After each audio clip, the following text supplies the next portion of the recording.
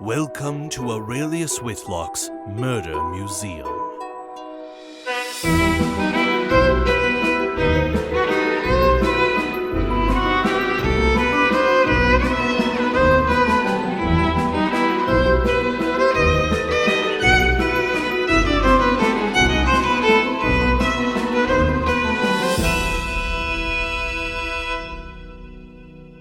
I will immediately rush over to see what has happened to Emmeline. You run over and you see that Emmeline is clutching her arm. With a snake bite. She says through clenched teeth, "Oh, something bit me." As you look around to see what possibly could have bitten her, you have no idea. You see the following. Oh, Nathan has sent me an image and it has a lot of stuff in it. We have a briefcase that has gloves and more gloves and grass and a vial, maybe? Go ahead. I will let you know that's a lighter. Oh, that's a lighter. Great. I'll need that after someone isn't dying from a snake bite. There is on the table a lantern, a clock, a ship in a bottle, and a typewriter. There is a steering wheel for a ship, whatever you call that. I guess it's just a steering wheel. Yeah. A basket, an umbrella, a spool of twine, and more. A telescope, a compass. It is essentially cord. an off-brand I Spy. Okay. Well, yeah, I'll grab the lighter. Okay. But otherwise, oh wait, is the snake in here? What are you intending to do with Emmeline? Sorry.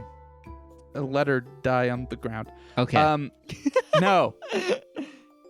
I was in the room with other people. I would like to ask Arcadia Quinn, please run into the kitchen and get Genevieve. She should be here this time. Right. Okay. Acadia runs off into the kitchen. As she does that, I am going to inspect this bite. Does it perhaps have symptoms of reddening around her eyes, blackening around her lips? It just bit her, so not necessarily.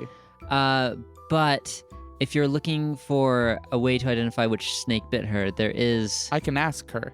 You can ask her. Oh, maybe she said she didn't see it, but if it was a snake that had crisscrossy lines on it, squiggly zigzags, that would indicate it was the Eastward Mercer. Also, we just happen to know that the Eastward Mercer venom was used previously here, so I feel like I'm just going to operate off of that.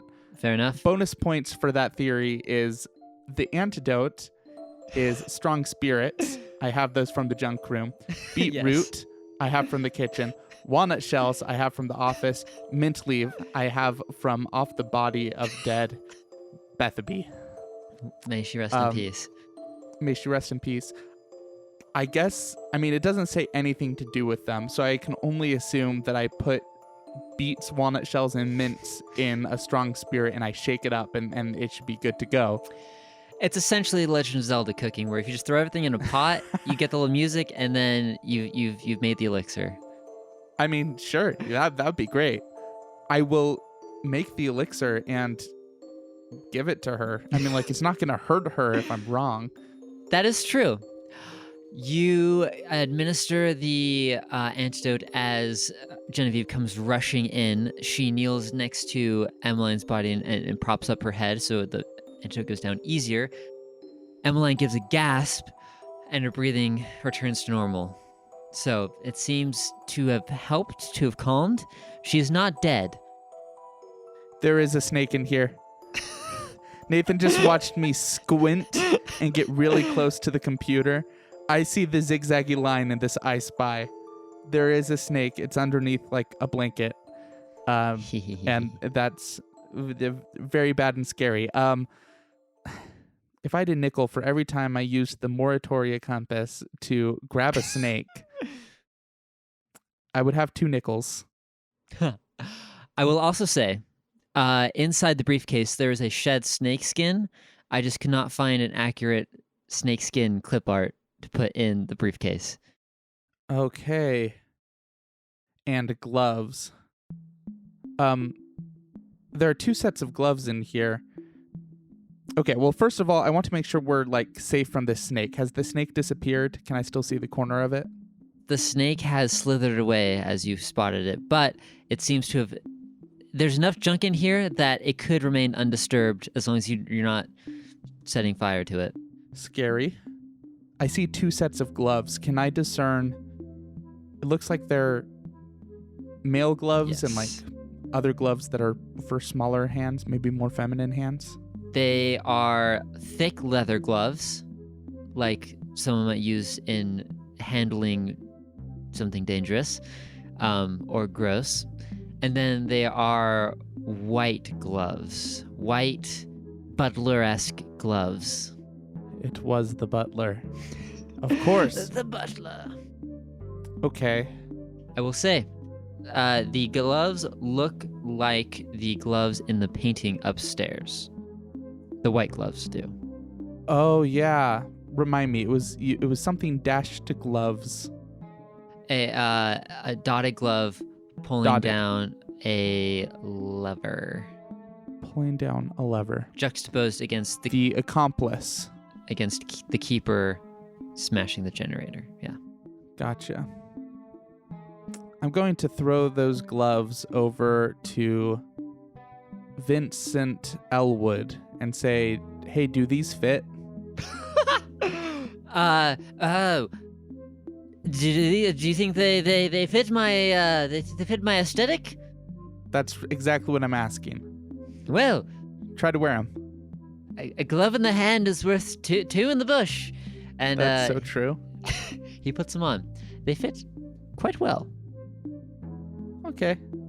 That's neither here nor there. Not damning evidence, but it does lead me to a specific conclusion that I've been brewing. I am going to grab that lighter that I just saw, Okay. and I want to see what is happening with the sisters. Okay.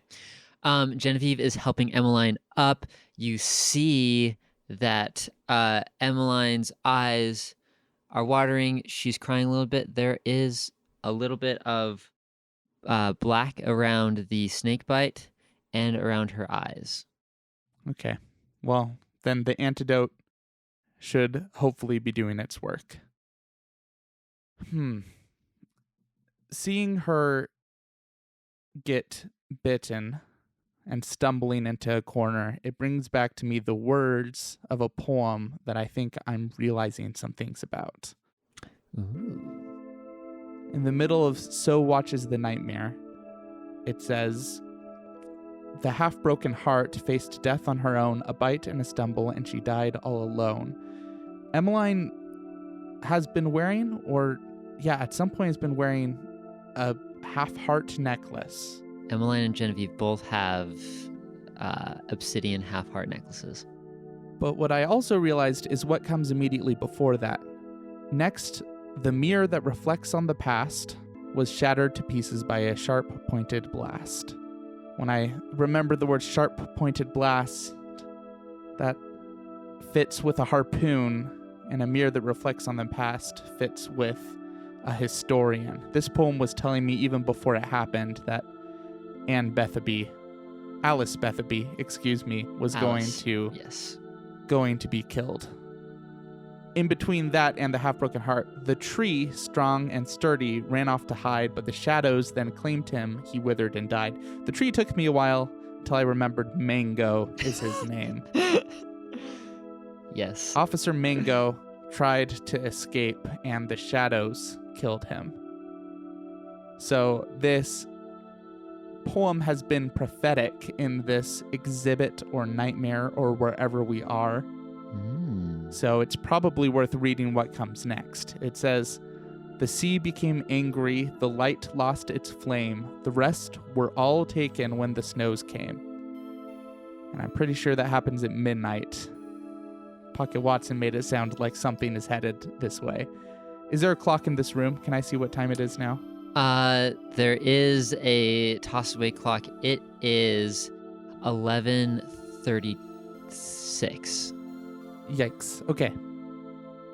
The end of the poem goes, "The last was the ghost, with her future all botched. To the museum she went, as the nightmare now watched." This, of course, would be Genevieve, found in a museum, member of the Ghost in the Machine. So knowing all of this, I was too late to save the mirror and the tree. At least we've done something about the half-broken heart. Oh man, I feel like I don't have much time. I think I know who killed Horatio. Oh. And if this is the murder museum, then that might be my ticket out. But I feel like there's more I need to do here. I haven't made a dream a reality with the sanguine serpent. I haven't used the knife to protect myself or anyone else. And I haven't seen what's below the lighthouse. If Genevieve was right and there's something beneath us, that might be a key to understanding what exactly this entire scenario is. But what to do first? I guess while I'm in here, I'll grab the lighter and I'll light the anchor that was in response to the glowing words on the wall. Okay. As you light the lantern below the correct anchor, the flame of the lantern outlines the anchor, and you see the M heat up. It becomes a glowing red. It then pops out of an invisible socket, and it looks like a doorknob. M for Melanoy, the Melanoy ship. Okay, and is everyone who's still alive with me right now? Yes, Alice has gathered everyone. No, Alice has not. You said Alice has gathered everyone? Alice has not gathered everyone. Alice is dead. Alice is super dead. And Acadia, my own fault for naming multiple A names, has gathered everyone. You call her Acadia. Is that just a side effect of you dropping the R for British accents? Arcadia, she responds to both. Okay, great. She responds to both. That's helpful. Okay, before I open this door, Arcadia, we've been dealing with deaths and attacks here, so maybe you haven't had time to do this research, but you said you might be able to exorcise the spirits of the shipwreck victims?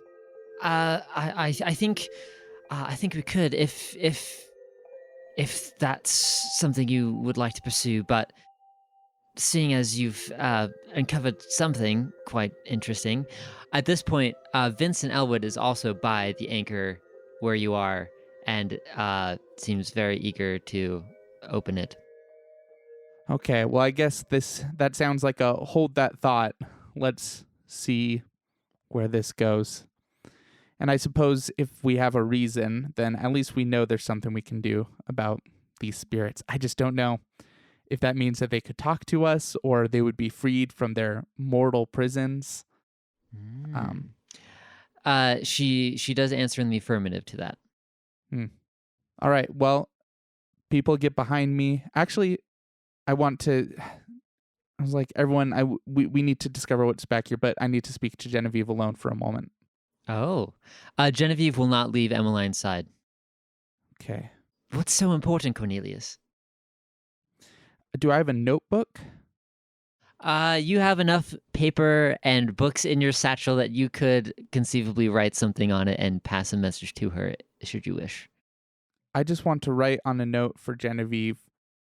Keep an eye on Vincent Elwood.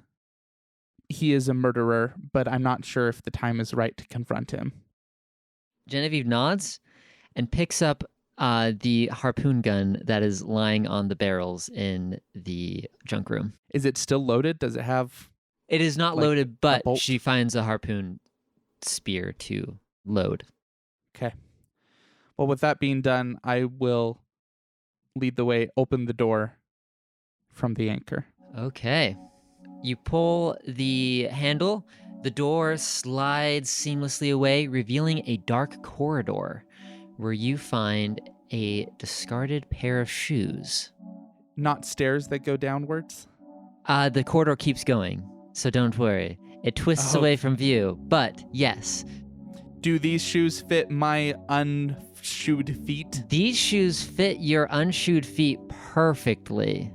Okay, well, that answers that mystery. Also, on my hand, I have that like burned M in. Was I just an idiot and I grabbed the M without grabbing the doorknob? It seems that you grabbed the M without letting it cool down. The M is part of the doorknob. Ah, You were apparently in a rush. interesting. Okay. Okay. As you follow the corridor, it turns to the left and it dips down, flooding the path up to your knees. You assume perhaps why you took the shoes off. You follow the flooded path and eventually leads to some stairs. You follow the rough stone cut stairs down for 20 feet or so, noticing your way lit by hanging electrical bulbs. The stairway feeds into a yawning chamber with a large still pool of water in the center. The ground is littered in debris, planks of wood, piles of rope, and most disturbing of all, skeletons. You count 6 of them, all propped up in a variety of positions. There's also scattered around other artifacts, debris. You see all sitting in their own pool of rust. A vase with the head of a seahorse. There's a desk. There's an ancient cracked computer monitor. There's a bejeweled trumpet. You also see a small burlap sack and other scattered debris. So does it look like we're in the interior of a ship right now? It looks like you're in the interior of the cliffs. So as you look at the little pool of water, Genevieve gestures to you and says, "Oh, that must feed into the bay." Do you think they washed into here and then have been propped up since? No. As you look around, you also see a scuba diving set. All right. He was dredging. He found the bodies. He found the valuable shipwreck and was retrieving various things. Vincent Ellenwood immediately makes a beeline for the different artifacts and starts pawing through them. Up. I'm going to point at him. Genevieve, I'm going to gesture over to him. Genevieve holds up the harpoon gun and points it at Vincent Elwood. She seems to have no qualms about pointing a potentially lethal weapon at someone. Good for her. Vincent, what are you looking for? I mean, this is the most incredible, not quite archaeological, but definitely historical discovery. We need a catalog and collect these items. This could save the whole fort. Mm-hmm. These are obviously from the shipwreck. Mm-hmm. Clearly. So you're saying that a shipwreck could potentially mean great things for the success of the fort? Was that true a year ago as well? He stumbles back. I think we already had this conversation, but I'm getting nervous about having you around still, so I better put the cards on the table here. The first thing I'm going to do is hold up the envelope that contains the shipping registrar. And I'll say, this list of comings and goings was of great importance to you. You were very eager to find it. And I was unsure of why until I saw where you left it in the oven. And the trace signs of venom were on this envelope, likely where one would lick it to seal it. This is the murder weapon of what killed Horatio. Gasps fill the grotto. The officer on the other side of Officer Mango's radio said that the toxicology report did find that Horatio died to venom poisoning from Eastward Mercer, but said there was nothing found in the stomach. He must have licked a snake or something. Well, he did lick the venom. It was planted on this envelope. And only one person here was eager to destroy the evidence. This was in your possession. I found it in the oven. I also know that back a year ago, it wasn't just the generator that was destroyed that turned the lighthouse out. There was someone else involved. The power of the fort was out. I don't have hard evidence to connect you to a power outage, but it does help me piece together a picture of why you might want him to be silenced. Because I think that you have a secret that you shared with Horatio that you did not want to get out. He looks up at you, and for once doesn't seem the slightly off the rails sales pitch person. He gives you a small, slow clap. Classic. Classic. Do you know how many years I've slogged over this fort? The keeper and I finally had a plan to provide some stability. All he had to do was smash up the generator and I would take care of the rest. But then he had to go and get a conscious, all because some people died, and his fool of a wife trying to hail the ship to safety. I told him to keep everyone off the roof that night. I kept him quiet as long as I could, but I could tell he was starting to break. I even hear through the grapevine that he scheduled a meeting to talk to some reporters, some half-baked reporters. Emmeline and Genevieve both scoff at this slight on their career. So I did what I had to do to protect the economy of this podunk town. I keep a close tab on all the comings and goings of all ships, and so I know a few smugglers. I was able to get my hands on an Eastward Mercer, a beautiful specimen, and poison the keeper. I snuck in later that evening to search for the entrance to the grotto, which I knew was here because I knew he was dredging up the bay. But then I bumbled into you, of all people, the good-for-nothing waster of a son on the stairs. You bungled my search, so I decided to wait till morning. But when the keeper fell off the roof, that was certainly not ideal. I'd planned for him to rot away in his hovel for weeks before anyone discovered him. But with the storm coming, I'd hoped a little fire would destroy any evidence. Apparently not. And then Alice, dear sweet Alice, had to go snooping around. She discovered that anchor belonged to the Malinois, which meant I was right in my suspicion that your father had been secretly scavenging the parts. But if Alice knew about this discovery, then she'd never keep quiet. So I made sure that she did. And now that you all know, of course, I can't let you escape either. At this, Genevieve rushes up to him and points the harpoon gun point blank and dares him to try anything. The situation is tense. Clearly. So your idea was really to manufacture a shipwreck to drum up tourism? When you put it like that, it sounds all very Scooby-Doo.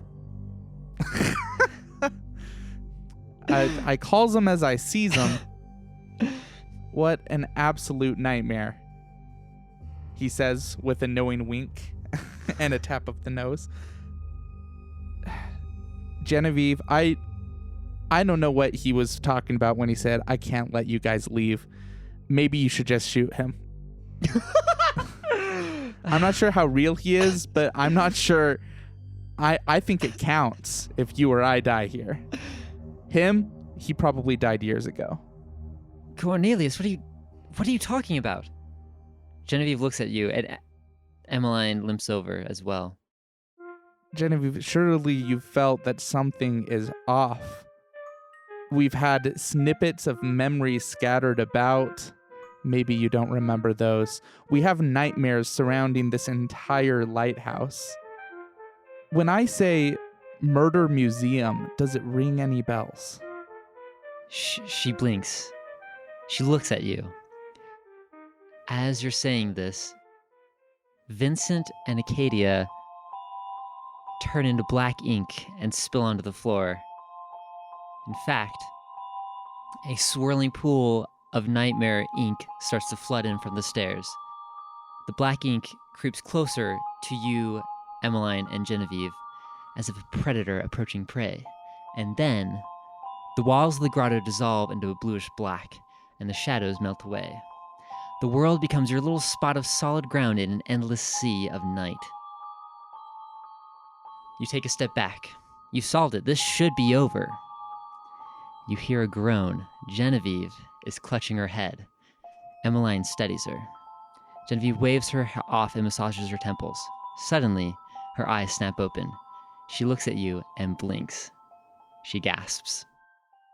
Marcus? Marcus! And Emmeline! Oh my, Emmeline!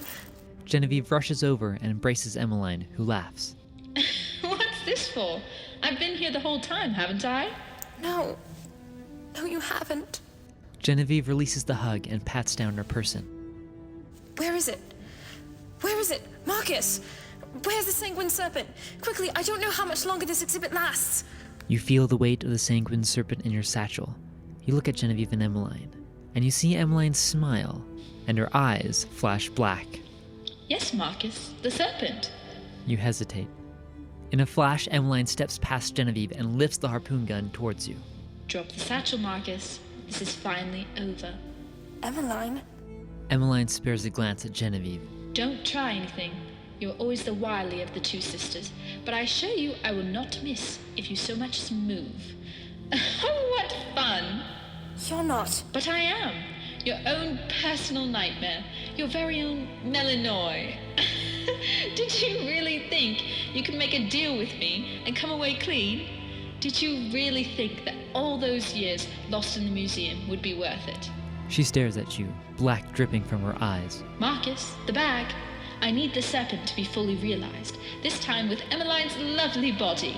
She turns to Genevieve. She's still in here, by the way. I can feel her trying to press her way out.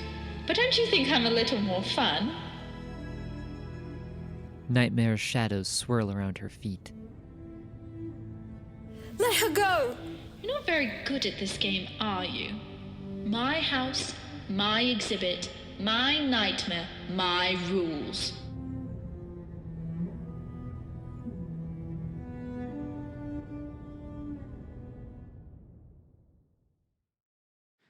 She didn't even give me the chance to share that I figured out that Emmeline is an anagram of Melanoy. What? What? Spells the dumb spelling that Nathan has done from the beginning of Emoline. You figured that out episodes ago. But for dramatic reasons, it didn't feel right to tell Genevieve quite yet. But Yes. here I am looking like a fool. Easy. I can give you the sanguine serpent. Your rules, as you say. I'm going to try to walk forward to her as I'm wrestling through my bag. She eyes you warily, but doesn't stop your approach. And all of my things are still here. I'm talking, of Yes. course, about the walnut shells, the most important thing I have. The eldritch walnut shells. I'm going to pull out the obsidian blade and lunge at her with the blade, probably towards where the shadow connects to her. Ooh. You lunge and you feel the knife connect with the shadows, almost as if it's physically there, and it snaps. Light blasts from Emmeline's eyes as an unholy shriek fills your head. The dagger is ripped away from your hand. Your eyes adjust as the light fades. You see Emmeline lying on the ground, breathing slowly. But a puddle of shadows has pooled around Genevieve's feet. Emmeline! She screams as the shadow crawls up her leg before covering her left side completely. The shadowed hand grips the obsidian blade. Marcus! Melanoy's voice comes out of Genevieve's mouth. One last chance. Let it bite me, or Genevieve dies. Genevieve's own voice breaks through. Marcus, please, save Emmeline! The choice is yours. Genevieve, Emmeline died. She was dead. Currently, she is dead. Would you really sacrifice your life to bring back someone that died? I've made a lot of mistakes, but this is one mistake I've tried and tried to fix. I cannot fix it by myself. Marcus, please. Sorry, Genevieve's voice dropped a couple octaves between. And the presence of Melanoy is climbing up Genevieve. Yes. Then I will use the serpent on Emmeline.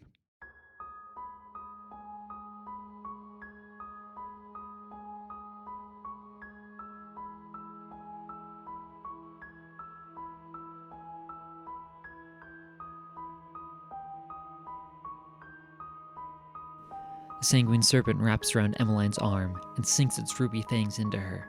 She gasps, red light pouring from her limbs.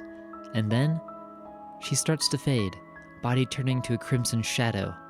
And then she's gone, only a faint shimmer in the air where she once was. And Emmeline is realized.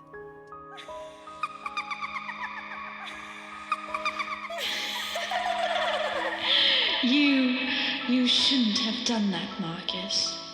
Genevieve's face twists halfway into a smile before her left arm, covered in shadow, plunges the knife into her stomach. The shadow bleeds away, peeling off Genevieve like a snake skin. Melinoy's laughter fades away. We'll meet again. Genevieve gasps, her eyes empty of black, and collapses on the ground.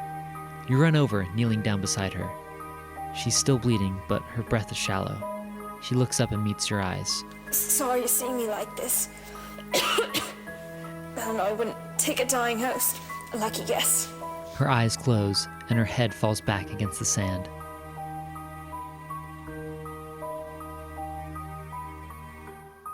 My own fault. My own nightmare. I watch Genevieve as she is bleeding out on the ground, and I take the last tool that I know to use, which is my moratoria, which I know causes Melinoy to shriek and to back away. And maybe it can give me some more time. I don't know. I'm going to flip open my moratoria. You open the moratoria. Genevieve's breathing pauses and the bleeding stops. You tear off strips of your sleeve to create a makeshift bandage, wrapping it around the wound the best you can. At 10 seconds, the world takes on a crimson haze. At 20 seconds, your vision starts to fuzz completely, leaving Genevieve a blurry outline. At 30, a heavy static roars in your ears as if a swirling storm is around you. At 40, you notice the temperature drop. You shiver in a sea of static and fog. At 50 seconds, you hear the first scream. At 51, you think you feel something coming. At 52, you know something's coming. At 53 seconds, you feel the presence. Something there watching you, screaming at you through the static. You can feel their eyes, hundreds of eyes. They found you, they see you, and they are coming. A tearing sound rips through the static. Your vision clears as a glowing portal appears in front of you. The eyes shift. A man dressed in a slightly rumpled suit and bowler hat steps through the portal. Pocket Watson. In all the chaos, the thought crosses your mind that he's taller than you thought. Marcus! Genevieve! Pocket Watson, or you suppose just Watson, rushes over to you and Genevieve. Marcus, you have to close it! Watson shouts as he gathers Genevieve in his arms. With the eyes distracted, you find the will to shut the moratoria. The static dissipates, the eyes fade away, but you can still feel them. Come on! You stumble after Watson as he lifts Genevieve's body up and runs through the portal. Your eyes burn with the afterimage of static as you step through the glowing hole in reality, and find yourself in the Murder Museum's lobby. You shake, still trying to process what's just happened. The curator sprints in from a hidden corridor. Watson, get her down. The unseen have found us. Hopefully the unknowable doesn't know yet. Watson gently sets Genevieve down on the marble ground. The curator kneels down next to her. You watch as he pulls out a crystal bottle and pours its contents over Genevieve, muttering something. He stoppers it and covers his mouth. The three of you stare, waiting, hardly daring to breathe. Genevieve's body shakes. Her eyes snap open, and she starts to cough. Then Watson is there, offering her a glass to drink from. Here. Thank you. The curator sighs, and you let out your own relieved sigh. Genevieve Carlyle, Says the curator. some might say you're more trouble than you're worth. Genevieve smirks and sits up. Some may say the same thing about you, Aurelius. Touché. The curator offers her a hand. She takes it and stands on her feet. For a moment, the curator seems like he wants to say something more, but he bites his lip and sighs instead. But unfortunately, Ms. Carlyle, this sort of trouble, especially after all the other incidents, The unknowable has made their stance clear. You are to be expelled and expunged from the museum record. He swallows, and you think you spy just the slightest glimmer in the curator's eye. I suppose a fitting end for a ghost. Effective immediately? The curator nods. Well, better get the goodbyes in order. She holds out a hand. Aurelius, thank you. He nods and shakes her hand. Genevieve turns to Watson and gives him a hug.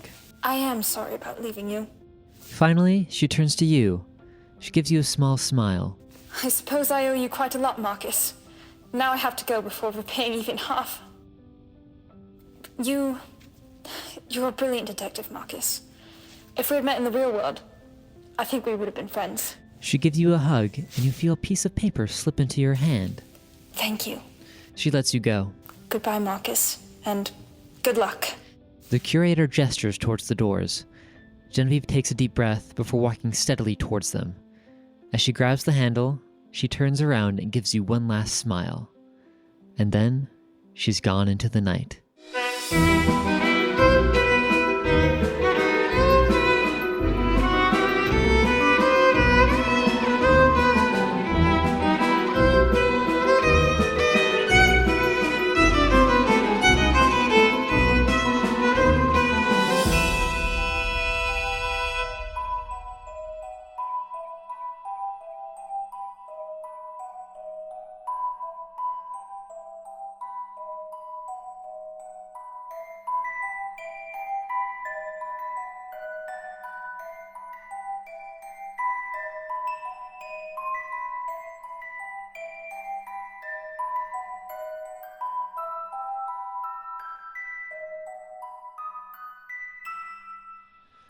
A woman in a scarlet A-line dress sits on a beach, watching the sun dip below the horizon. She stares at a small heart-shaped obsidian necklace in her hand. It takes a moment before the tears start to slip out. She lifts the necklace, ready to toss it into the waves. There are footsteps behind her on the sand. Genevieve? The woman turns around, hardly daring to hope. Emmeline?